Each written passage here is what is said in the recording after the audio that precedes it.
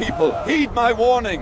Turn back to God before it is too late. We refuse to listen. Your words are nothing but lies. হাজার বছর ধরে এক নবী কাঁদলেন তার জাতির জন্য, কিন্তু তারা কানে আঙুল দিল। তারা মূর্তির পূজা ছাড়ল না, বরং দম্ভ ভরে সত্যকে অস্বীকার করল। নূহ বললেন, হে প্রভু, আমি তো আমার জাতিকে রাত দিন ডেকেছি, কিন্তু তারা কেবল দূরেই সরে গেছে। শুকনো মরুভূমিতে জাহাজ বানানো দেখে সবাই হাসাহাসি শুরু করল। পাগল বলল তাকে। কিন্তু তিনি জানতেন না, এ কোনো সাধারণ নৌকা নয়, এ হল আল্লাহর রহমতের দুর্গ। নূহ আল্লাহর নির্দেশ মতো এক বিশাল ও মজবুত স্থাপত্য গড়ে তুললেন মরুভূমির বুকে। তারপর এলো সেই প্রতিশ্রুত দিন। আকাশ তার দুয়ার খুলে দিল অঝোর ধারায়। নিচ থেকে পানি উথলে উঠল, ওপর থেকে নামল অভিশপ্ত বৃষ্টি। একাকার হয়ে গেল পৃথিবী। আল্লাহ বললেন, তুলে নাও তাদের যারা ঈমান এনেছে, আর নাও প্রতিটি প্রাণীর এক এক জোড়া। শুরু হলো মহাপ্লাবন।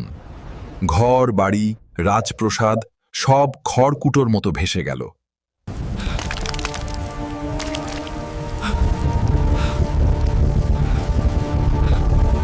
অহংকারী পুত্র বলল, আমি পাহাড়ে আশ্রয় নেব, পানি আমাকে স্পর্শ করতে পারবে না।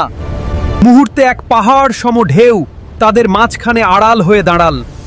অতলে তলিয়ে গেল সেই অবদ্ধ সন্তান। নূহের নৌকা আল্লাহর হিফাজতে পাহাড় সম ঢেউ চিরে এগিয়ে চলল। যারা অহংকার করেছিল তারা পানির গভীরে হারিয়ে গেল। আল্লাহর বিচার পূর্ণ হল। মহাপ্লাবনের সেই ভয়াবহ গর্জন ছাপিয়ে নৌকায় ভেসে এলো আল্লাহের তসবিহ আর কৃতজ্ঞতার সুর। আদেশ এলো, হে আকাশ, ক্ষান্ত হও। হে পৃথিবী, গিলে নাও তোমার পানি। পানি শুকিয়ে গেল, সত্য জয়ী হল। আল্লাহর রহমতের নৌকা নোঙর ফেলল জুদি পাহাড়ে। শুরু হল এক নতুন সভ্যতা।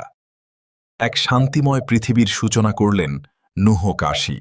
যুগ যুগ ধরে এই গল্প সাক্ষ্য দেয়, অহংকারীর পতন নিশ্চিত, আর আল্লাহর পথে থাকাই মুক্তি।